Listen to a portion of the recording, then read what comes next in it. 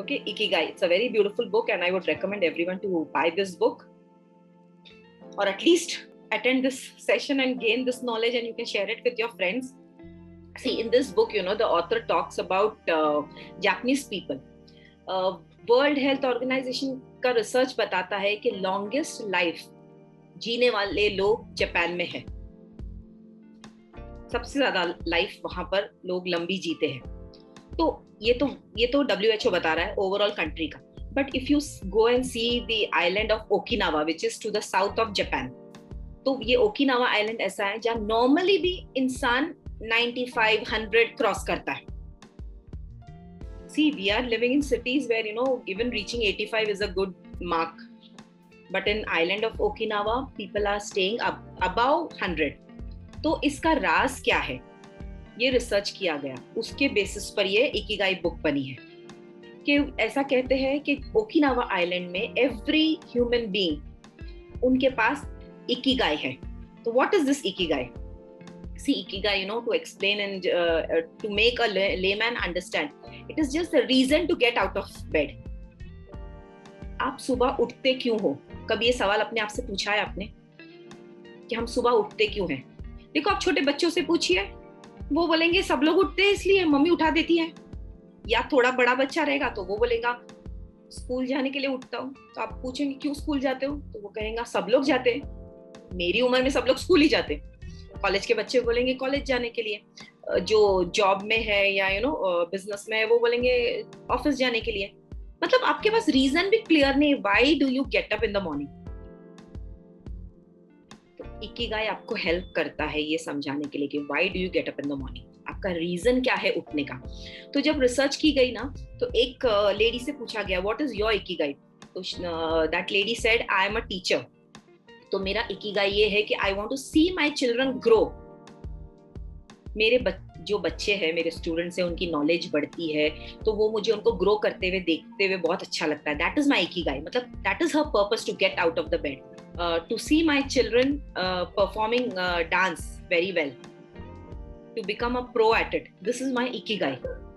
और एक सिंपल कोई लेडी से पूछा तो I like to cook food. I like to cook food for my family. I like to look after my plants in the garden. So this is my ikigai. तो when you have a clear cut ikigai, आपको motivation मिलता है वो चीज के लिए. इसमें मैं आपको ना एक एग्जाम्पल देना चाहूंगी. One of my friends mother in law, she is a housewife. तो सी नॉर्मली हमारा तरीका क्या रहेगा, भी वो तो हाउसवाइफ है तो उनका क्या बड़ा अचीवमेंट है, वो क्या गोल सेट करेंगे, ऐसे सोचते. बट इट्स ऑल अबाउट आपका बिग पिक्चर. अब क्या हो गया, ये जो मदर इन लॉ थी उनकी, वो एक फेमस न्यूरोसर्जन की वाइफ है. ओके, अब न्यूरोसर्जन की वाइफ मतलब वो हस्बैंड ने तो काफी कुछ किया है, प्लस उनके बच्चे भी डॉक्टर है. 3 बच्चे हैं, उसमें से 2 डॉक्टर है, एक इंजीनियर है. तो सब लोग फैमिली में बहुत अच्छे. तो ऑब्वियसली अब न्यूरोसर्जन की वाइफ है, तो वो जब पार्टीज में जाती है तो वो ऐसे ही बड़े बड़े लोगों के बीच में उठती बैठती है. तो ऐसे ही एक ग्रुप जमा था पार्टी में. ओके, सब लोग का. तो सब लोग ऐसे ऐसे अपनी अपना तारीफ करते हैं ना. मैंने ये किया, मैंने वो किया. See, suppose if I am into training, I will say I have trained 1 lakh people. तो सब लोग अपना अपना अचीवमेंट बताते हैं. तो ऐसे 5-6 लेडीज बैठे थे. देखो, ये लाइफ लर्निंग है. ये जो उन्होंने जवाब दिया ना, वो लाइफ लर्निंग है. सो पे अटेंशन हियर. तो सब लोगों ने अपना अपना जवाब दिया, हमने ये किया, हमने वो किया. अब वो घूम के इनके पास इनका नंबर आया. अब ये क्या कहेंगे, सोचो जरा. आप रह के देखो उनकी जगह पे, आप क्या कहोगे? क्या कहोगे आप अगर आपको ऐसी जगह, आप सिर्फ हाउसवाइफ हो, आपने अच्छे से अच्छा खाना बनाया, खिलाया, पति को डब्बा दिया, बच्चों को स्कूल पहुंचाया, ये सब किया है, तो आप क्या कहोगे अपनी तारीफ में? और ऐसा जवाब क्या दोगे कि सब लोग ऐसे दांतों तले उंगली दबाए और सोचे वाओ व्हाट एन आंसर. सोचो, मुझे कोई IAS एग्जाम के इंटरव्यू में भी ऐसा जवाब नहीं देगा. उन्होंने क्या जवाब दिया पता है? अभी मैंने कहा उनके बच्चे 3 बच्चे हैं, उनको 2 डॉक्टर्स है और एक इंजीनियर है. तीनों भी बहुत सक्सेसफुल है. तो उन्होंने ऐसा नहीं कहा मैंने 3 सक्सेसफुल बच्चे रेयर किए and all that. What she said, I have given 3 responsible citizens to my country. तो इस तरह से you should have a big picture in mind. अब देखो, आप और मैं इस जगह पे रहते तो हम क्या करते, हम क्या सोचते, अरे मैंने तो कुछ ऐसा बड़ा काम किया ही नहीं, ये IAS ऑफिसर है, ये सर्जन है, ये है, ये तो अपना अपना सब बता रहे, मैंने तो ऐसा कुछ किया ही नहीं, मैं क्या बताऊं. हम सोचे होते ना, बट उन्होंने इतना बड़ा काम किया है, उसको इतने अच्छे से प्रेजेंट किया। आया समझ में?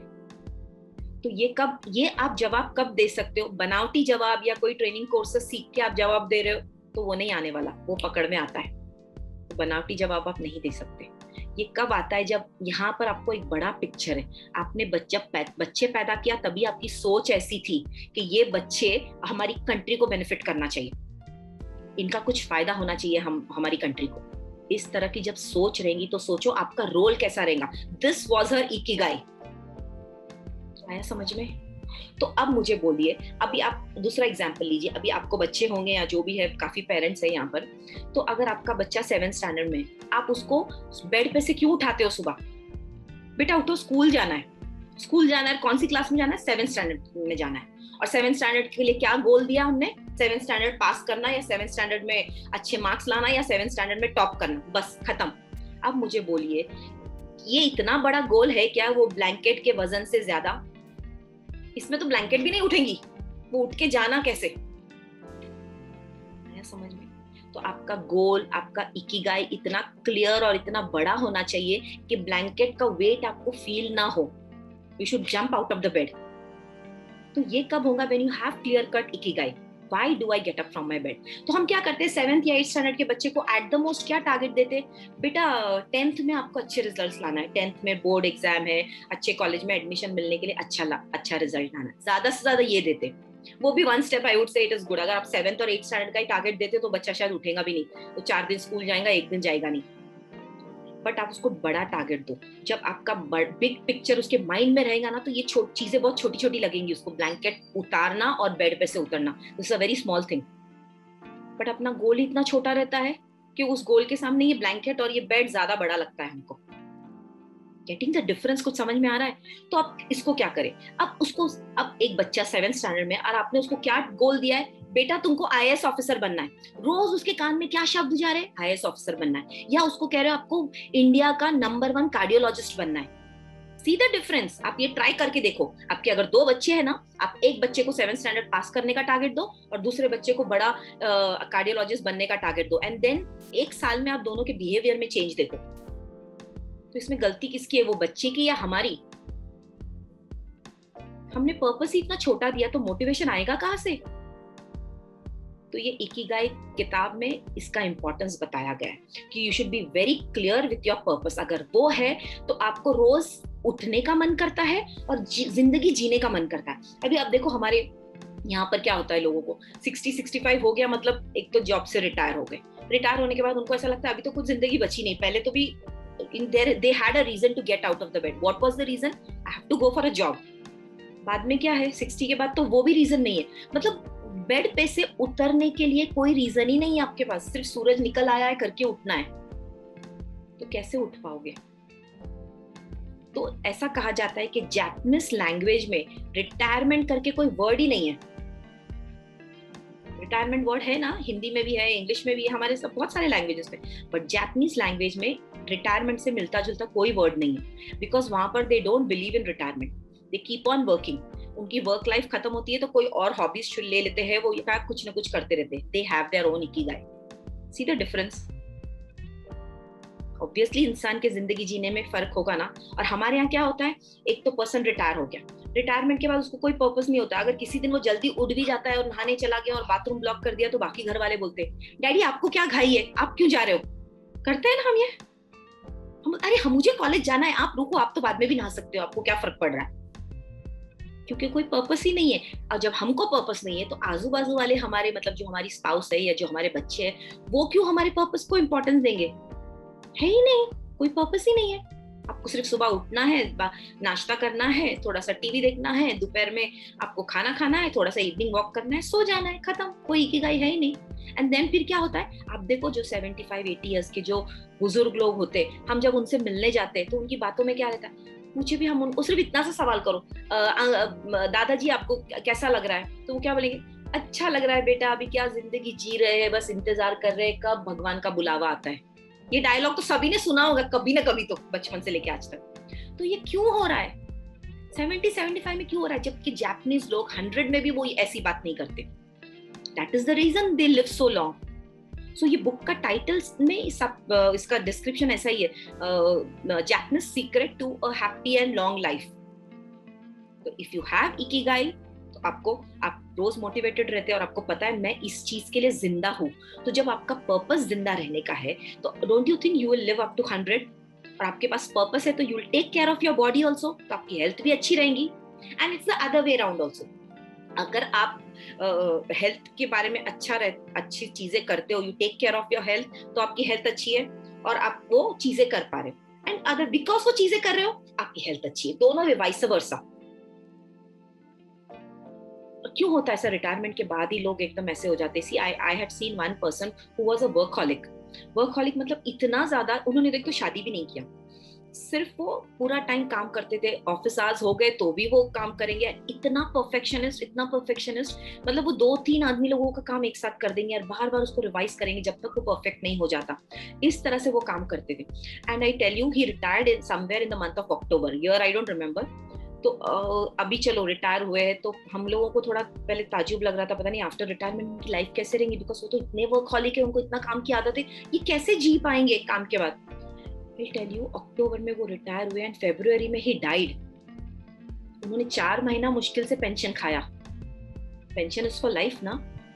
और स्पाउस तो थे नहीं, उनकी शादी नहीं हुई थी कि जो स्पाउस को पेंशन मिले, फैमिली पेंशन मिले। तो इतना काम किया उन्होंने और रिटायरमेंट के बाद 4 महीना भी पेंशन नसीब नहीं हुआ उनको, he died.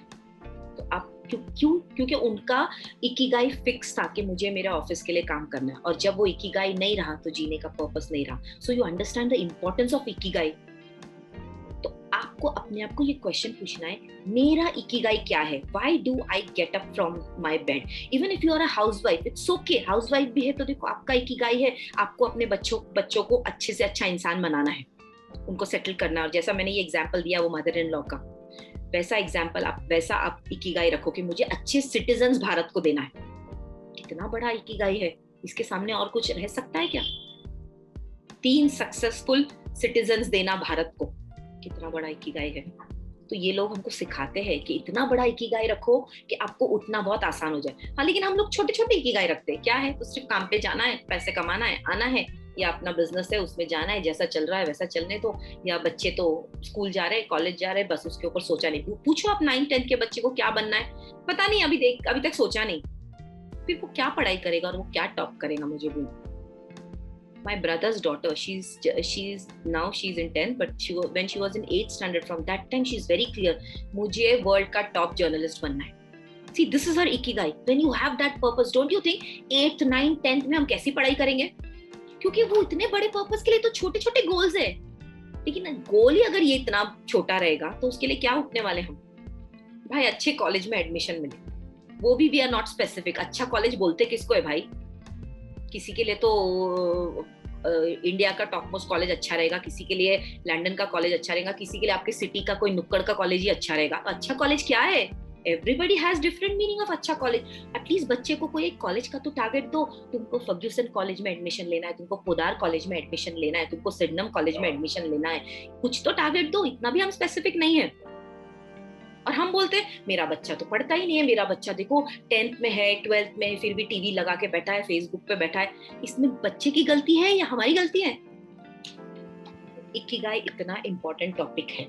So Ikigai says that you should have a very big picture of your purpose.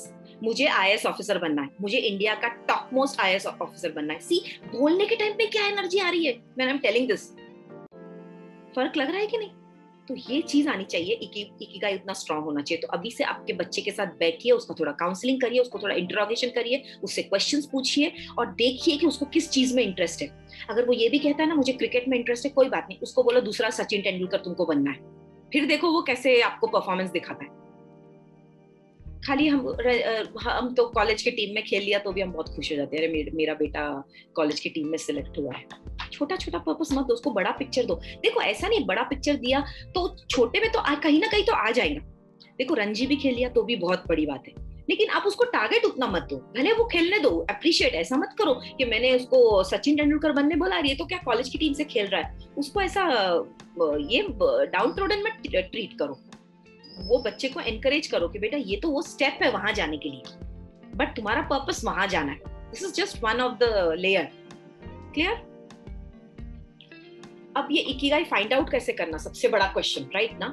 Find out कैसे करें सब. अभी इकिगाई तो एटलीस्ट इकिगाई समझ में आ गया सभी को. यस, इकिगाई होता क्या है इतना तो समझा ना, कि कुछ तो पर्पस चाहिए जिसके लिए हम रोज उठे. अब इकिगाई को फाइंड आउट कैसे करना, देखो आपने भी बहुत बार नोट किया होगा जब आप 10th 12th में थे, तो अगर आपके कोई चाचा जी या मामा जी अच्छी पोस्ट पर है या वो बहुत तरक्की की है, तो आपके पेरेंट्स ने बोला होगा बेटा वो अंकल से थोड़ा बात कर ले, उनको पूछ ले, उनसे थोड़ा गाइडेंस ले ले. कभी ना कभी किसी के लिए बोला ही होगा ना ऐसा, आपने पूछा होगा उनको जाके, तो वो कुछ ना कुछ एडवाइस दिए होंगे आपको. जैसे अभी मुझे भी कोई पूछता है तो मैं क्या बोलूंगी, अरे बेटा अभी आर्टिफिशियल इंटेलिजेंस तो बहुत फॉर्म में है, तो क्यों ना तुम आर्टिफिशियल इंटेलिजेंस की डिग्री ले लेते हो, ठीक है ना? ऐसा आपको सभी ने अलग अलग एडवाइस दिया होगा, बेटा मैकेनिकल इंजीनियरिंग कर ले, मैकेनिकल इंजीनियरिंग बहुत फायदा देगा तुझे.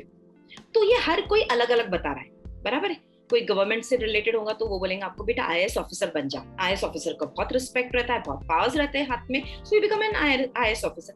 तो हर इंसान अपने एक्सपीरियंस के हिसाब से आपको एडवाइस दे रहा है, जिसको हम करियर गाइडेंस समझ रहे हैं, वो उसकी एडवाइस है, उसके एक्सपीरियंस पे बेस्ड. लेकिन हम क्या समझते हैं, क्योंकि हमको तो उतना भी मालूम नहीं है, इसलिए हम सोचते हैं अरे हमारे बेटे को वो करियर गाइडेंस दे रहा है. We don't go to professionals. There are professionals available जो आपको करियर गाइडेंस देते हैं, and they take so many test, you know, all depending upon your mind, आपका ब्रेन कौन से एरिया में चलता है. They give you 3 options, 3 best career options. But हमको तो ये पता ही नहीं होती ऐसी कोई चीज एग्जिस्ट भी होती है दुनिया में. तो हम तो ऐसे लोगों के पास नहीं जाते, हम ऐसे ही चाचा मामा भैया के पास ही जाते जो हमको दिखते हैं कि हमारे से थोड़ा ऊपर है. क्योंकि इंडिया में हमारे यहाँ पर वो ट्रेंड नहीं है कि गो टू प्रोफेशनल्स. देखो ना, आपको मैरिज में भी प्रॉब्लम आता है तो आप क्या करते हो, बाजू वाली आंटी को जाके बोलते हो, और बाजू वाली आंटी और आपको ऐसी एडवाइस देती कि आपका और बिगाड़ा ही होने वाला है, क्योंकि वो अपने एक्सपीरियंस से बता रही है आपको. क्यों जा रहे हो? There are professionals available. जो आपके पास मैरिज काउंसलर्स आपको ऐसे मिलेंगे जो आपको बताएंगे अरे ये बहुत छोटा सा प्रॉब्लम है और ये हर घर में होता है, इसमें आपका पति बुरा नहीं है, हर पति ये रोल में ऐसा ही बिहेव करता है. कितना फर्क पड़ा ये सेंटेंस से? पढ़ा कि नहीं? आप ही बोलिए. अगर आपको हस्बैंड की कंप्लेन है और मैं आपको ऐसे बताती हूँ कि नहीं नहीं ये तो सभी के घर में हर हस्बैंड ऐसा ही बिहेव करता है, इमीडिएटली आप डाउन हो जाते हो. लेकिन वो बाजू वाली आंटी आपको क्या बोलती, ऐसा किया उसने तेरे साथ? अरे बाजू वाली आंटी तो छोड़ो, हम हमारी मम्मी के पास जाते, मम्मी तो सीधा बोलती ऐसा किया, चल बोरिया बिस्तर लेके वापस आ जा मेरे घर पे, रहना ही नहीं तुझे वहां. मायके वाले तो ऐसे ही बिहेव करेंगे, उनकी भी गलती नहीं है, उनको अपनी बेटी से प्यार है. बट हमने गलती क्या किया, we went to the wrong person. तो ऐसे ही हम इकिगाई के लिए भी रॉन्ग पर्सन के पास जाते हैं. हम सब बाजू में, नेबर में, हर जगह जो हमको दिखता है, डैडी के ऑफिस में, मम्मी के स्कूल में, सब जगह जाते हैं, उन लोगों से पूछते हैं कि मैं क्या करूं, जो आपको जो जानते भी नहीं, आपको जिनको पता भी नहीं कि आप में क्वालिटी क्या है. तो वो क्या बोलेंगे, जो मार्केट में चल रहा है वो लोग बोलेंगे नहीं बेटा तू है ना स्कूल टीचर मत बन, स्कूल टीचर की इनकम कम रहती, तू एक काम कर कॉलेज का प्रोफेसर बन जा, तुझे ज्यादा सैलरी मिलेगी. उन्होंने अपने हिसाब से सही बोला, गलत नहीं है. लेकिन what am I good eight, ये तो क्वेश्चन किसी ने पूछा नहीं. तो इकिगाई बुक में ये बताया जाता है कि ये 4 क्वेश्चंस आपको पूछने, you can write down these 4 questions ताकि आपको अपना इकिगाई पता चले. Your first question is what am I good at. Okay, तो उसमें नंबर ऑफ थिंग्स आएंगी, it won't be 1 or 2 things. See suppose I will say I am good at speaking, otherwise I would say I am good at writing. Another thing could be I am good in taking training sessions, or I am good at cooking, I am good at making different hairstyles, I am good at making all that makeup and all that for people, anything. तो ऐसा आप list बनाइए. Clear? First question clear? Now second question, what do you love? This is your second question. What do you love? See, I am good at cooking, but I don't love cooking. Possible है ना? कितनी बार आपने देखा होगा आपके घर में कोई रिलेटिव है या आंटी है, हम बोलते हैं आंटी आपके हाथ की चपाती बहुत अच्छी बनती है, but she doesn't like to make that chapati. So what you are good at, quite possible that you don't love that. Possible है ना? तो what do you love? You make a list of all those things. So what do you love? So maybe I love to water my plants. I love to go to the grocery shop and get grocery for my house. I love talking to children. तो ऐसे what do you love की एक list बनेगी. आ रहा है समझ में? तो 2 क्वेश्चंस क्लियर हुए. एटलीस्ट इससे आप अपने आप को जान रहे हो कि क्योंकि इसके पहले आपने ये सोचा भी नहीं होगा. What do I love? आपने सोचा ही नहीं होगा. ऐसा भी कुछ होता है क्या? क्योंकि हम क्या करते हैं, जो कोई चीजें तो हम, वो मैंने कहा ना, I have to. मतलब ये तो मुझे करना ही पड़ता है, मैं चाहूँ या नहीं चाहूँ मुझे मेरा रूम क्लीन रखना पड़ता है, नहीं तो मेरी मम्मी मुझे डांटेंगी। तो मैंने सोचा ही नहीं whether I love to clean my room और I have to clean my room, there is a difference. तो हम सोचते ही नहीं है इस तरह से, इसलिए हमको लगता है जो हम करते हैं वही हम लव करते हैं, but that is not true. And I tell you about this room cleaning, you know, I attended one session and she said very nicely, you know, she said, I love my clean room, but I don't like to clean the room. See the difference? Us din tak to I used to think both are same. If you like to clean your room, that means you love clean room. If you don't like to clean your room, मतलब आपको clean room पसंद नहीं है। लेकिन वो session में वो ma'am ने दोनों चीज को अलग कर दिया। She said, I like my clean room, but I don't like to clean the room. See the difference? So इसका मतलब क्या है, जो आपको चाहिए है वो आप डेलीगेट करिए और करवा के लीजिए। तो from that day onward I thought, हाँ ये तो सही बोला यार, इसको ये इस काम को डेलीगेट करना चाहिए, क्योंकि क्लीन रूम किसको नहीं पसंद रहता है, हर किसी को पसंद आता है। तो ये इस तरह से आपको पूछना है, what do I love. Clear? Okay, then third question will be, what does the world needs. मतलब दुनिया में कौन सी चीज की जरूरत है। तो आई वुड से, अरे दुनिया को आजकल तो यू सी मेंटल हेल्थ के बहुत इश्यूज चल रहे हैं, राइट ना, people are going for suicide, mental illness बहुत आ गई है। तो right now what the world needs, because of COVID, lockdown, jobs चले गए हैं या उनके लव्ड वंस छोड़ के चले गए हैं, तो लोग बहुत डिप्रेशन में है, तो लोगों को ऐसे थेरेपिस्ट चाहिए, ऐसे काउंसलर्स चाहिए। This is the need of the hour. World needs doctors right now, right? जो अभी हम स्टेज में है, क्या चाहिए वर्ल्ड को? वर्ल्ड को डॉक्टर्स चाहिए, वर्ल्ड को काउंसलर्स चाहिए, वर्ल्ड को ऑल्टरनेट थेरेपीज चाहिए। मेडिकल के अलावा भी जो थेरेपीज आते हैं, whether it is sound healing और रेकी और व्हाटएवर, ये चीज चाहिए। सो this is what the world needs. And last question is, what can I B paid for. See this is a combination of this, world को क्या जरूरत है और मेरे में वो कहीं चीज है क्या, कोई ऐसी चीज जिसके लिए I can be paid. See, suppose if I am good at counseling, तो maybe people can pay me for that. तो ये चारों का आपको क्लैरिटी चाहिए, और इसका जो कॉम्बिनेशन, जो क्रक्स आएगा, that is nothing but your ikigai. कुछ समझ में आ रहा है? Interesting? So combination of 4 questions. What do I love? What am I good at? What the world needs? And what can I be paid for?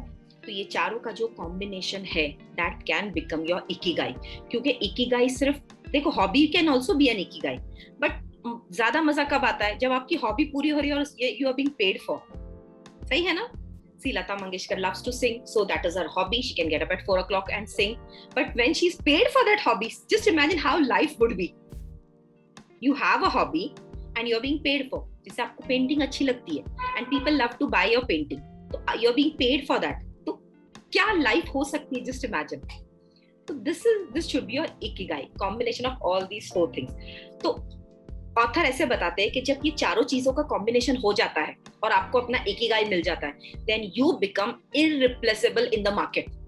Nobody can replace you. अब हम example से देखते हैं। शाहरुख, अब ये चारों क्वेश्चन हम ऐसे एनालाइज करते हैं। So what do you love? तो Shahrukh Khan, what Shahrukh Khan loves? He loves to act. He loves to dance. What is he good at? He is good at acting. What the world needs? World needs Shah Rukh Khan's entertainment, right? People are ready to watch his movies, watch his dance. 25 years पहले भी उनकी movie देखते थे, आज भी उनकी movie देखते हैं। दिल वाले दुल्हनिया एंड दिल वाले, see the difference, 25 years gap, फिर भी people are waiting to watch his movies. Shahrukh Khan and Kajol की जोड़ी आज भी लोग उतने ही इंटरेस्ट से देखते हैं। तो world needs him. And then last question is, what can he be paid for. तो ये वो जब काम कर रहे हैं तो he is being paid for that. Combination of 4 Shahrukh Khan को मिल गया है, तो ऐसा इकिगाई अगर हमको मिल गया तो हम भी दूसरे शाहरुख खान बनेंगे, not in acting but in some other career. Getting it? जैसे सिंपल एग्जांपल ले लो, आपको मच्छी पकड़ने का शौक है, बचपन में रहता है ना, आप शायद आपने मार्क नहीं किया होगा, लेकिन शायद आपकी मम्मी नानी बताती होंगी, अरे ये तो बचपन में इसको बहुत शौक था, जब भी हम पिकनिक जाते हैं ये वो लेके जाता था वो मच्छी का कांटा और जाके घंटों बैठा रहता था मच्छी पकड़ने के लिए। But may be that passion you have left right now. तो अगर आपको ऐसा शौक है, वर्ल्ड को इसकी जरूरत भी है, you can be paid for also that, and if you are good at that, मतलब आपको वो सेंस है कि मैं कितनी देर में यहाँ मच्छी पकड़ सकता हूँ, ये क्वेश्चन क्यों आता है, what you are good at, क्योंकि ये ना कुछ इनबिल्ट गॉड गिफ्टेड क्वालिटी होती है। ऑफ कोर्स उसको आपको पॉलिश करना है इस दुनिया में by finding the best mentors, लेकिन वो कुछ इनबिल्ट है, आपको ढूंढ लेना है। I tell you this Sunday का example. I was talking to one of my friend, और बात में वो फ्रेंड ने मुझे कहा कि उसकी जो डॉटर है, शी इज डूइंग इंजीनियरिंग ना, तो वो उसने कहा कि अरे वो ना टैरेट कार्ड रीडिंग कर रही है आजकल। तो वो मेरा बहुत मतलब एक टिपिकल लैंग्वेज में उन्होंने बोला, जैसे माँ मम्मी लोग बात करते हैं, वो सारा दिन मेरा दिमाग खाती रहती है, वो oracle card and all that, पता नहीं क्या क्या वो ऐसे बताती रहती है। I am just fed up of her. उसने बात में बोला, तो I asked her one question, उनकी डॉटर को, कि मुझे इसका जवाब दो। तो she started reading that tarot card, and I tell you the way she was answering, मुझे बिल्कुल भी नहीं लगा, see I am getting goosebumps, मुझे बिल्कुल भी नहीं लगा कि ये लड़की पहली बार या she is a beginner in tarot card, because the way she was saying it was mesmerising. मतलब बोलते हैं ना, हम उनकी बातों में खो जाते हैं कभी कभी, और ये सबके साथ नहीं होता है, जिसमें वो इनबिल्ट गॉड गिफ्टेड क्वालिटी है उनके साथ ही ये होता है। तो वो जब बोल रही थी वो बच्ची, तो मैं उसकी बातों में खो गई थी। Forget about what she said. Of course, the answer that she gave me, that was also very much, related to my question, and मुझे उसका बहुत 100% answer पड़ गया. But more than that answer, what I liked was the way she was delivering it. It was like, some energy is coming in her body, and through her mouth, it is coming to my ears. तो ये जब feeling आती है ना, इसका मतलब वो God gifted quality उसमें है, you are good at that. तो the moment I experience this, I talk to my friend, और मैंने उसको कहा कि she is an engineer, let her practice her engineering profession everything, but please उसका ये फैकल्टी डेवलप करो, because she is very good at this, कुछ तो उसमें अलग पावर है, उसको प्लीज ये चीज में उसको मैंने क्या सेंटेंस बोला, देखो, you can use it for your children. मैंने उसको बोला, वर्ल्ड का जो बेस्ट टैरेट कार्ड रीडर रहेगा उसके पास इसको ट्रेन करवा। तो ऐसी क्वालिटी आपके बच्चे में क्या है, आप ढूंढ के निकालो, और उसको देखो, ये दो चीज का कॉम्बिनेशन जब होता है ना, तब वो बहुत ऊंचाई पे जाता है। फर्स्ट तो गॉड गिफ्टेड क्वालिटी को आइडेंटिफाई करना, सेकेंड उसको पॉलिश करना इस वर्ल्ड में। देखो, गॉड गिफ्टेड क्वालिटी हो सकती है, मैं गाना गा सकती हूँ फॉर एग्जाम्पल, लेकिन अगर मैंने ट्रेनिंग नहीं लिया गाने की, तो I may not be number one. और some people they may not have God gifted quality, but वो लोग ने ट्रेनिंग लिया है तो भी they will not become number one। आपको सच में दिलों पे राज करना है ना, तो it should be combination of these two things, God gifted quality plus polishing in this world, polishing through the best mentors available। आप ये करके देखिए आपके बच्चों के लिए, और फिर देखिए आपके बच्चे कहाँ जाते हैं। वो सचिन तेंदुलकर, लता मंगेशकर और शाहरुख खान ही बनेंगे। बट हम लोग इस तरह से सोचते नहीं, और हमारे पास टाइम नहीं है ना, because we have so much work, society के आसपास क्या चल रहा है क्या नहीं, हम उसमें ज्यादा बिजी हो जाते हैं, तो हम लोग ये हमारे से कभी कभी निग्लेक्ट हो जाता है। बट ये चीज का आपको ध्यान रखना है कि गॉड गिफ्टेड प्लस पॉलिशिंग कैसे, अभी शाहरुख खान ने या तो कोई एक्टिंग की क्लास किया होगा, या तो उन्होंने किसी के वीडियोस देख के एक्टिंग सीखा होगा। Shahrukh Khan is very much inspired by Dilip Kumar, he says, तो मे बी दिलीप कुमार को वगैरह देख के उन्होंने अपने आप को पॉलिश किया है। तो आपको दोनों का कॉम्बिनेशन करना, एंड देन यू सी, इसको इकिगाई बना के देखो, how much money you will be minting. क्योंकि जब गॉड गिफ्टेड क्वालिटी रहती है ना, तो वो सोल लेवल पे कनेक्ट होती है, आपके दिल को छूती है। अब एक्टिंग कितने लोग करते हैं, और शाहरुख खान से भी अच्छी एक्टिंग करते हैं लोग, ऐसा नहीं है, लेकिन फिर भी शाहरुख खान की एक्टिंग दिल को छूती है। वैसा ही होता है। ट्रेनर्स भी आपने बहुत देखे होंगे, आपको ट्रेनर्स से सीखने मिलता है, लेकिन कोई ट्रेनर ऐसे दिल पे राज करके चला जाता है। कोई ट्रेनर से ऐसा लगता है मैं इसकी बात सुन रहा हूँ ना, बस मैं खो जा रहा हूँ, बोलते जाओ और मैं सुनते जाओ, वो फीलिंग आती है। तो ये क्यों हो रहा है, मतलब ये उसमें गॉड गिफ्टेड है, और अगर उसको पॉलिश कर दिया गया तो बहुत ज्यादा वो टचिंग हो जाता है। तो क्लियर, इकिगाई इस तरह से। तो इकिगाई में ये लोग और बहुत इंपॉर्टेंट बातें बताते हैं हेल्थ के लिए। See, since it is a secret to happy and long life, तो जब हम लॉन्ग लाइफ की बात करें तो हेल्थ का पार्ट तो हम इग्नोर नहीं कर सकते। ये तो साइकोलॉजिकल पार्ट हो गया या माइंड का पार्ट हो गया कि आपको एक पर्पस है, तो आप नींद से उठते हो, नींद से जगते हो। लेकिन आपको अगर लॉन्ग लाइफ जीना है तो आपको जरूरी है कि आपको खाने वाने की चीजों पे भी ध्यान देना है। तो इकिगाई में खाने के बारे में भी बहुत कुछ बोला गया है। तो वो क्या कहते हैं कि जापानीज लोग ना नॉर्मली बहुत छोटी प्लेट्स लेते हैं। Tell me the reason for small plate, eating in small plate. You'll take less quantity, right? तो जैसे हम सब खाना खाते हैं, तो खाना खाने के पहले कुछ बोलते हैं ना, कोई प्रेयर बोलते हैं, कोई भगवान ईश्वर नाम लेता है, जो भी हम हमारे गॉड में या क्रिएटर में बिलीव करते हैं, हम उसका नाम लेते हैं, खाना खाने के पहले भी, खाना खाने के बाद भी उसको थैंक यू बोलते करते हैं ना हम सब लोग।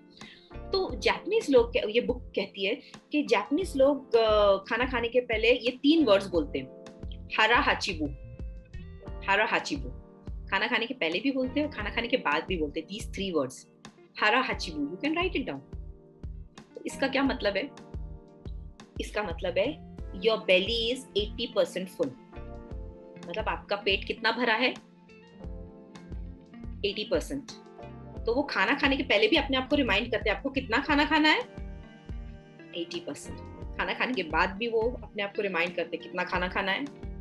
80%। और जब हम खाना खाते हैं हमारी मम्मी क्या बोलती है? बेटा पेट भर के खाना खाया ना। हमारा तो कल्चर बहुत ही भारी है, आई जस्ट लव इट। और ऊपर से हमने बोला उनको, हाँ मम्मी पेट भर के खाया, तो भी मम्मी क्या कहती है? बेटा आधी चपाती और खा लेना, बेटा आधी चपाती खा ले। सबकी मम्मी कहती है लड्डू, बेसन के लड्डू बहुत पसंद है, एक और ले लेना बेटा। मतलब वो पहला तो हमने 100% खाना खाया, उसके ऊपर आधी चपाती और लिया, उसके ऊपर बेसन का लड्डू भी खाया, उसके ऊपर एक और बेसन का लड्डू ले, तो हमारी मम्मी को बहुत सुकून की नींद आती है। All Indian mothers are like this, including myself. See, when I'm saying, yeah, of course I'm including myself. But now I tell you, at least मैंने मेरे में एक थोड़ा चेंज लाया. I always tell you, take baby steps. एक दिन में दुनिया नहीं बदलती. अभी आपने हारा हाचिबू सुन लिया, तो आप एक दिन में नहीं चेंज होने वाले. लेकिन एक स्टेप तो ले सकते हो आज रात को ही. तो मैंने ऐसा एक स्टेप क्या लिया है?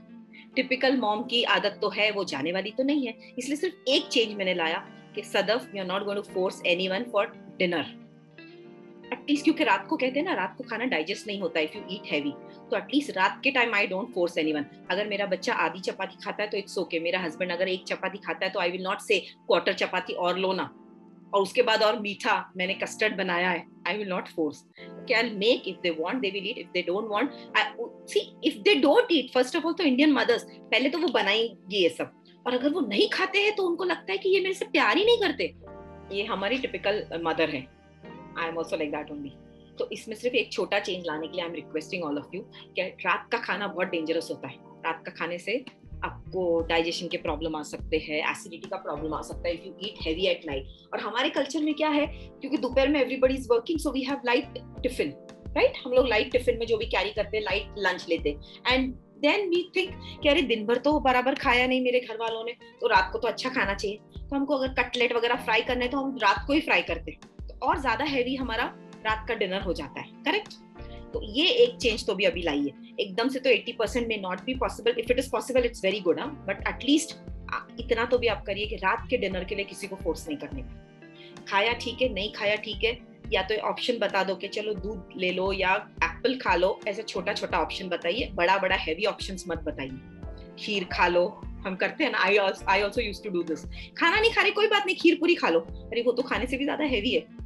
जो यहाँ पर बच्चे हैं, जो मम्मी है वो तो चेंजेस लाएंगी, जो मम्मी के अलावा जो लोग हैं वो प्लीज अपने मम्मी को, मम्मी जब फोर्स करे तो सिर्फ उनको ये 3 वर्ड्स बोलने हैं। कौन से वो 3 वर्ड्स? हारा हाचिबू, ओके? तो ऐसा कहा जाता है कि 80% वो लोग स्टमक अपना भरते हैं। तो अभी 80% को कैसे कैलकुलेट करना, तो ऑथर कहते हैं कि हमको एग्जैक्ट तो नहीं मालूम है, लेकिन जब हमको फील होने लगे ना कि अभी मेरा पेट भरने आया है, फिर भी मुझे थोड़ी भूख है, मैं खा सकता हूँ। हम सोचते हैं ना कभी, अभी तो मेरा पेट भर गया है बट थोड़ा सा rice I can eat, so you have to stop that time. And I tell you, my son is very good at this. वो क्या करता है, वो ऐसे उतना ही खाता है, मतलब वो बाय बर्थ ही ऐसा है। तो कभी कभी क्या होता है, होता है ना ऐसा, कोई गेस्ट आ गए रात के खाना खाने के बाद और उन्होंने सपोज पिज्जा लेकर आ गए, होता है ना हमारे घर में, या आइसक्रीम लेकर आए, पिज्जा लेकर आ गए, तो वो मस्त बैठ के खाता है। हम लोग बोलेंगे अरे अभी हमारा तो पेट भर गया, हम नहीं खा सकते, हमारा खाना हो गया, वो आराम से खाता है। तो मैं उसको चिल्लाती हूँ कि ये क्या, अभी तो तुमने खाना खाया, ये क्या बैठ के खा रहा है? तो व्हाट ही टेल्स मी, खाना हमेशा इतना ही खाना ताकि you are open for the next opportunity. See, such a beautiful answer he gave me, क्योंकि next opportunity can come in any way. जैसे किसी ने ऐसे अच्छी चीज लेकर आ गया, लेकिन आपके पास सामने अपॉर्चुनिटी पर आप खा नहीं सकते हो क्योंकि आपने इतना ओवर ईटिंग कर लिया। सो आई लव दिस फंडा, उसका ये मैं फॉलो करती हूँ कि हमेशा इतना ही खाना खाना कि you are open to the next opportunity. Clear? So this is Japanese concept के हारा हाचिबू। 80%। इसके फायदे ये भी है कि एक तो जैसा अभी मैंने बता दिया, ये बुक में नहीं है, ये आई एम टेलिंग यू कि नेक्स्ट अपॉर्चुनिटी के लिए ओपन हो। दूसरा, आपके पेट में जगह है डाइजेशन के लिए, मतलब हवा और पानी को भी तो जगह लगती है ना खाने के साथ, तो डाइजेस्टिव प्रोसेस अच्छा होता है। और दूसरा, कहा जाता है कि डाइजेशन में एनर्जी बहुत कंज्यूम होती है, तो आप 100% खा रहे हो तो 100% एनर्जी वहां जा रही है, 20% तो छोड़ दो भाई दूसरे काम के लिए, दिमाग भी तो चलना चाहिए। आपको पता है ना, जब हम पेपर एग्जाम राइटिंग पे जब सेशंस लेते हैं तब हम बताते हैं कि आप जब पेपर के लिए जाते हो ना, तो आपका खाना उसके 2-3 घंटा पहले हो जाना चाहिए, क्योंकि आपने जब खाना खाया तो उसके बाद 2 घंटा आपकी एनर्जी पेट में चली गई डाइजेशन के लिए, तो वो एनर्जी ब्रेन तक नहीं पहुंच पाती है। तो आप पेपर लिखने में इतने क्रिएटिव या इतने ज्यादा अच्छे नहीं हो सकते हो if you have eaten your food and you are going. तो ये सब भी साइंटिफिकली प्रूवन है। तो आपको खाना उतना ही खाना है कि ताकि पेट में जगह रहे ये डाइजेशन के लिए। Clear? Interesting? See, Japanese people, they have very good concepts. So this is called the 80% secret. Harahachibo. हाँ, अब वो कहते हैं, बच्चे से मैंने बताया छोटी प्लेट में खाना खाना।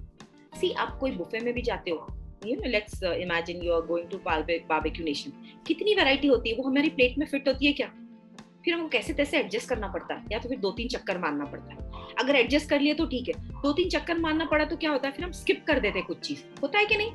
तो यही उसका फंडा है कि जब छोटी प्लेट रहेगी तो आप कम क्वांटिटी लोगे, आप 1 बार लोगे, 2 बार लोगे, 3 बार लोगे, then automatically signal goes to your mind, ठीक है यार अभी बस हो गया। लेकिन अगर बड़ी प्लेट है, आपने ज्यादा क्वांटिटी ले लिया, तो हो सकता है तभी भी आप 2 बार 3 बार लोगे। तो इसलिए जापानीज लोग इस कॉन्सेप्ट पे बिलीव करते हैं कि छोटी प्लेट्स लेना है। एंड देन उनका जो डाइट है वो ज्यादातर वेजिटेरियन होता है। Since Okinawa is an island, तो उनका फिश का कंजम्पशन भी काफी है, बट अदर नॉन वेजेस बहुत लिमिटेड होते हैं उनके। तो फिश कुछ वीक में 3 बार वो लोग खाते हैं, एंड बाकी उनके डाइट में टोफू होता है which is very rich in protein, then potatoes होता है, गाजर होता है। ओकिनावियंस बोलते हैं कि खाना रेनबो कलर का होना चाहिए। See, very beautiful concept, I like it. Rainbow colour, तो रेनबो कलर में सब आ गया ना, ऑरेंज, रेड, पूरा वो विप जॉर्ज हम बोलते हैं, सारे कलर्स। तो सी, रेनबोज में आप वायलेट कलर का आप बैंगन भी खाओगे, ग्रीन कलर की सब्जियां भी खाओगे, बीट रूट भी खाओगे, गाजर भी खाओगे। तो ऐसा वो कहते हैं उनकी प्लेट में, उनके खाने में सारे कलर्स होने चाहिए, रेनबो कलर्स, सतरंगी खाना। Very good thing, very I like it. Then fish, vegetables भरपूर होते हैं उनके खाने में। Okay, so this is about their eating habits. Then next thing which they are talking about is stress. Very important. Author speaks about stress. तो देखो, stress आजकल तो ऐसा कोई बंदा मिलेगा जिसको स्ट्रेस नहीं है। आप छोटे 4 साल के बच्चे को भी पूछिए, वो बोलेगा बहुत स्ट्रेस है, टीचर ने इतना होमवर्क दिया है, सुबह उठना है, पढ़ाई करनी है। तो स्ट्रेस कहाँ अफेक्ट करता है? आपके हेल्थ पे, आपकी किडनीज पे जाता है ना, हार्ट पे। तो इस बुक में स्ट्रेस को दो लाइफस्टाइल में कंपेयर किया, केव ड्वेलर्स एंड मॉडर्न ह्यूमंस। पहले केव में रहते थे ना इंसान, तो मुझे बोलिए केव ड्वेलर्स को स्ट्रेस होता था क्या? नहीं होता था, नहीं बोल सकते हम, होता तो होगा कभी ना कभी, लेकिन कम होता था। तो ये केव ड्वेलर के एग्जाम्पल से ऑथर बताते हैं कि केव ड्वेलर क्या करते थे, most of the time they were relaxed, right, and कभी कभी काम करते। बट मॉडर्न ह्यूमंस क्या करते हैं, most of the time they work and very rarely they are relaxed. ठीक है, ये डिस्टिंक्शन बताते हैं। एंड देन वो बताते हैं कि केव ड्वेलर्स को ना सिचुएशनल स्ट्रेस आता था, जिसको रियल थ्रेट बोलते थे। मतलब अभी हम केव में रह रहे और हमको टाइगर की आवाज सुनाई दी, तो हमको स्ट्रेस आना नेचुरल है, क्योंकि हमारी जान पे बन आता है। लेकिन ये रियल क्यों है? क्योंकि real tiger is existing now. लेकिन जब वो मॉडर्न ह्यूमन से कंपेयर करते हैं स्ट्रेस, तो वो कहते हैं कि हमारे को फेक स्ट्रेस बहुत ज्यादा है। अभी देखो, कोविड का न्यूज आप रोज सुनते हो, आंकड़े बढ़ते जा रहे हैं, डिजिट्स बढ़ते जा रहे हैं, मोर number of people affected with Covid. तो ये रियल स्ट्रेस है आपको या फेक स्ट्रेस है? रियल स्ट्रेस कब रहेगा? जिस दिन आपको कोविड हो गया है, that will be real stress. लेकिन आप मुझे बताइए, पिछले 1-1.5 साल में हमने कितनी बार वो फेक स्ट्रेस फील किया है? तो स्ट्रेस को नहीं पता है ना मैं रियल हूं या फेक हूं, वो तो सेम इफेक्ट करता है बॉडी पे। वो सेम केमिकल्स रिलीज करता है, वो सेम अफेक्ट जाके कहीं ना कहीं ब्लॉक बनाता है कोई ना कोई बॉडी पार्ट में, क्योंकि उसको तो पता नहीं है मैं रियल हूँ या फेक हूँ। तो हम क्या कर रहे हैं, लॉकडाउन में लोगों के जॉब्स जा रहे हैं, बस इतना सेंटेंस हमने सुन लिया, हमको भी स्ट्रेस आने लगता है, मैं भी प्राइवेट जॉब में हूँ, अरे मुझे तो 2 ही महीना हुआ जॉब ज्वाइन करके, तो सबसे पहला टारगेट लिस्ट पे तो मैं ही रहूंगी क्योंकि मैं सबसे जूनियर हूँ। आता है कि नहीं थॉट? तो ये फेक स्ट्रेस है। तो this concept also I like very much. See this is a very vast book, इसमें बहुत सारे कॉन्सेप्ट्स, मोरिटा है, बहुत सारे अलग अलग कॉन्सेप्ट्स उसमें बताए गए, लेकिन मुझे जो अच्छे लगे, these are my learnings, so I thought I will share it with all of you. तो इसमें ये real stress and fake stress का कॉन्सेप्ट मुझे बहुत अच्छा लगा। रियल स्ट्रेस मतलब सिचुएशनल स्ट्रेस, जब आप वो सिचुएशन, वो इवेंट, वो सर्कमस्टेंसेस में हो और वो फेस कर रहे हो। और फेक मतलब ऑनलाइन आपको कुछ दिखाई दे रहा है, आप कुछ न्यूज देख रहे हो, आपको कोई नोटिफिकेशन आ रहा है, आता है ना मोबाइल में, और आपका वो स्ट्रेस शुरू हो जाता है। तो वो सो इट इज मतलब वो कोई डर से some kind of fear is already inside you, वो आपको स्ट्रेस दे रहा है। तो ऐसा कहते हैं कि स्ट्रेस आपके स्किन पे भी इफेक्ट करता है, आपके स्किन का ग्लो, वो सब भी मायने रखता है। अगर आप स्ट्रेस अगर ज्यादा लेते हो तो आपकी स्किन का ग्लो भी उड़ जाता है, तो एजिंग भी ज्यादा होती है, आपके डाइजेस्टिव सिस्टम पे भी अफेक्ट करता है। वेदर इट इज रियल और fake, both the stress will have an effect on all these parts. Getting it? Beautiful concept, I like this. तो अब इसका सोल्यूशन क्या है? स्ट्रेस तो अभी हमको समझ में आया। एक स्ट्रेस का example which I always share with my children, I will share it with you.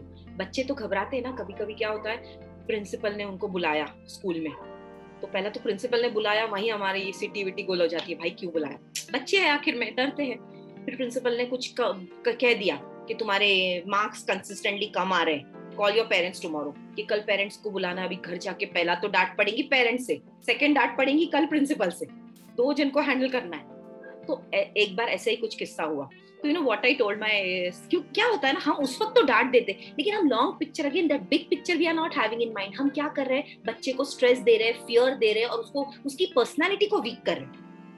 हम ये नहीं सोचते, हम दिन भर ऐसे बिहेव करते हैं और बच्चे को वीक कर देते हैं, और बाद में जब वो 24 साल का हो जाता है तो उसकी पर्सनालिटी ऐसी है, डरपोक है, वो बॉस से बात नहीं कर सकता, वो किसी के सामने मुंह नहीं खोल सकता, उसका कम्युनिकेशन स्किल अच्छा नहीं है। इसके लिए जिम्मेदार हम ही तो है, पेरेंट्स ही है। तो ये चीज तोड़ने के लिए, ब्रेक करने के लिए मैंने मेरे बच्चे को ये एग्जांपल दिया था। I think you can also give it to your children. मैंने, जब वो आया मेरे पास, डरते डरते ही बोला, पता नहीं मम्मी अभी आप क्या बोलोगे करके। क्यों, क्या हुआ? बोले ऐसा ऐसा है, मार्क्स कम आ रहे, तो टीचर ने आपको बुलाया है, कल प्रिंसिपल से मिलना है। तो आई टोल्ड हिम, आपको डर लग रहा है क्या? तो डर तो लगेगा ही ना। This was his answer, I expected. तो मैंने उसको एक एग्जांपल दिया कि देखो बेटा, just imagine you are travelling in an aircraft, okay, आप एरोप्लेन में कहीं ट्रैवल कर रहे हो, फ्लाइट में बैठे हो, और उस वक्त आपको वो पायलट अनाउंस करता है कि हमने बहुत कोशिश कर दी, कुछ तकनीकी खराबी है इस विमान में, बहुत कोशिश करने के बाद भी वो ठीक नहीं हो रही है, अब इसका इंजन ब्रेक डाउन होने वाला है, and we are going to experience an air crash. This is the only real situation जहां आपको फियर, स्ट्रेस सब आना चाहिए। इसके अलावा कुछ भी आया ना, डोंट वरी। मतलब जब तक मरने तक का, क्योंकि death is the real stress, क्योंकि उसके बाद आप कुछ नहीं कर सकते हो, then you are totally helpless. तो जब तक मरने तक की न्यूज नहीं आती ना, तब तक यू कैन फाइट, तब तक आपको स्ट्रेस नहीं आना चाहिए। आई ऑलवेज गिव देम, बचपन से मैंने यही एग्जांपल दिया है। वो अलग बात है कि आप, मुझे ही भारी पड़ता है वो, क्योंकि वो बच्चे वैसे बिहेव करते हैं तो पेरेंट्स को भी तकलीफ होती है, इतने बिंदास है, कभी कभी वो ज्यादा हो जाता है, बट इट्स ओके। तो रिमेंबर दिस एग्जांपल कि आप एयरक्राफ्ट में बैठे हो और पायलट ने अनाउंस किया है कि मैं अब हेल्पलेस हूं, मैं कुछ नहीं कर सकता हूं, and you start praying to God. बस तब स्ट्रेस आया तो यू कांट हेल्प इट, उसका कोई इलाज नहीं। उसके अलावा हर स्ट्रेस का इलाज है, जिंदगी है तो इलाज है, जान है तो जहान है, तो उससे बड़ा स्ट्रेस कोई नहीं है। तो आप कोई भी स्ट्रेस आने दो, किसी ने आपकी कंप्लेंट कर दी, कोई बात नहीं, क्या होगा, ज्यादा से ज्यादा पुलिस स्टेशन के चक्कर होंगे, ज्यादा से ज्यादा जेल होगी, ज्यादा से ज्यादा क्या होगा, 14 साल की सजा होगी, उससे ज्यादा क्या होगा, कोई जान तो नहीं लेगा ना। जब जान लेने वाला है तब सच में स्ट्रेस आने दीजिए। लेकिन यहाँ तो छोटी छोटी बात के लिए लोगों को स्ट्रेस आता है। कल मैंने पढ़ाई नहीं किया और लाइट चली गई थी, और आज मुझे पेपर देना है तो I am under stress. I remember one of my friends, she says, मुझे तो इतना stress, she is a doctor now, but she says कि मुझे तो इतना स्ट्रेस आता था, अगर कल मेरा एग्जाम है ना तो आज रात से मैं तो खाना ही छोड़ देती थी। एग्जाम के लिए स्ट्रेस, स्कूल के एग्जाम के लिए स्ट्रेस, कितने बॉडी के पार्ट्स बिगाड़ोगे यार, तुम किडनी बिगाड़ दोगे, हार्ट बिगाड़ दोगे, बचेगा क्या फिर? तो ये स्ट्रेस इस तरह से डिस्ट्रॉय करता है। तो अब स्ट्रेस का real stress and fake stress हमको क्लियर हो गया। अब मुझे बताइए इसका सॉल्यूशन क्या है? इसका सॉल्यूशन इस किताब में बताया गया है माइंडफुलनेस। माइंडफुलनेस, आपने ये वर्ड सुना है? माइंडफुलनेस मतलब क्या है? कि you are totally aware in the present situation. नहीं समझा तो एग्जाम्पल से बताते हैं। जैसे कोई आपने कोई आपके बच्चे के लिए ऑमलेट बनाया, ओके, बच्चे ने खाया। आजकल तो क्या बच्चे टीवी देखते, मोबाइल देखते, खाना खा लेते। आप दोपहर में उनको पूछते हो, बेटा तुमने सुबह नाश्ते में क्या खाया? तो पहला तो बच्चा सोचता है क्या खाया, सही है। चलो वो थोड़ा ज्यादा माइंडफुल है बच्चा, इसलिए उसको याद है। वो अपने को ही उल्टा बोलता है, क्या मम्मी मुझे एक क्वेश्चन पूछ रही हो, तो तुमने तो ऑमलेट बना के दिया, I had omelette, okay, so he is a better of child. फिर आप उनको पूछते हो कि ऑमलेट में ऑनियन थी क्या? देन ही इज साइलेंट, उसको याद ही नहीं है थी या नहीं थी। मतलब he was not mindful while eating. आया समझ में? तो जब आप खाना खा रहे हो, आपको उसका टेक्सचर फील होता है, हाथ को उसकी स्मेल फील होती है, मतलब your 5 senses are involved, 5 plus 1 senses, 5 senses plus your mind also, your thought also is involved in that process, then it is mindfulness। जैसा अगर मैं अभी ये ट्रेनिंग कोर्स ले रही हूँ तो मेरे सारे सेंसेस भी इन्वॉल्व है, मेरे थॉट प्रोसेस भी उसी पे चल रहे हैं। I am talking only about Ikigai, I am thinking about Ikigai, I have forgotten that I am mother of 2 children और व्हाटएवर। तो this is mindfulness.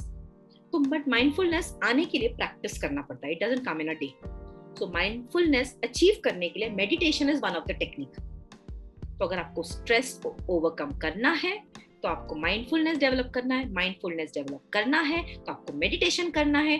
Through practice only you will achieve the state. ऐसा कहा जाता है कि ओकिनावियंस कुछ extra exercise नहीं करते, हमारी तरह जिम में जा रहे हैं 2 घंटा जिम में पड़े हैं, ऐसा कुछ नहीं करते। Either they do very light exercise और they don't go for exercises. जो नॉर्मल मूवमेंट है दे कीप ऑन मूविंग।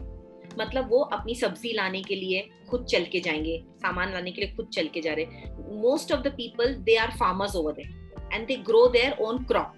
तो अपने गार्डन की ताजी बनी हुई सब्जियां पका के खाते and they are interested in cooking also. वो कहते हैं right from from that farm to the table, वो जो पूरा प्रोसेस है वो हमारा खुद का है। मतलब you are only growing, you are only cooking and you are only eating. तो वो प्रोसेस वो फॉलो करते हैं। एंड गाड़ी वाड़ी से ट्रैवल करने की जगह वो लोग they prefer walking on their feet. तो उसकी वजह से उनकी हेल्थ अच्छी रहती है। This is again another secret. Then उनके सोशल ग्रुप्स बहुत अच्छे होते हैं। मतलब उनके इकिगाई में वो शामिल रहता है कि you should be of help to other people. तो उनके सोशल ग्रुप्स फॉर्म होते हैं। जैसे फार्मर्स का एक ग्रुप रहेगा, या फिर कोई डेयरी प्रोडक्शन का एक ग्रुप रहेगा कि they want to give the best quality of milk to other people. तो इस तरह से वो लोग ऐसे छोटे छोटे ग्रुप्स फॉर्म करते हैं and they are very very social, they believe in helping each other. So this is also part of their ikigai. And हाँ, वन मोर इम्पोर्टेंट थिंग, उनका सॉल्ट का और शुगर का कंजम्पशन बहुत कम है। ऐसा कहते हैं कि वो लोग ऑलमोस्ट 50% सॉल्ट यूज करते हैं एंड शुगर का इंटेक तो 1/3 कुछ है जो बाकी लोगों का जो एवरेज दिखाता है। तो शुगर एंड सॉल्ट का उनका कंजम्पशन बहुत कम है and they are more towards natural eating, natural food. तो इसकी वजह से उनकी हेल्थ अच्छी रहती है। This what I have covered is hardly I would say it's just 20%। वरना ये बुक में बहुत सारी अच्छी और बहुत सारी अच्छी थेरेपी दी हुई है, बहुत सारे अच्छे इसमें डिफरेंस भी बहुत अच्छा दिया हुआ है about your psycho analysis and logotherapy. Psychoanalysis is about your past, logotherapy is about your future, how do you want to see yourself in future। से बहुत सारी चीजें जो मैं सब यहाँ इतने ये सेशन में कवर ना कर पाऊँ, but this is a good book and I will if I'm posting this video I will put the link in the description. It's a beautiful book, I would advise everybody to read. So with this I think I can end my session. If you have any doubts or something you can tell me, or anything which you love, which you are going to carry in your life, और जो आप अपनी life में actual में apply करने वाले हो आज से, that you can share, because this will inspire other people also कि हाँ मुझे भी एक्शन लेना चाहिए।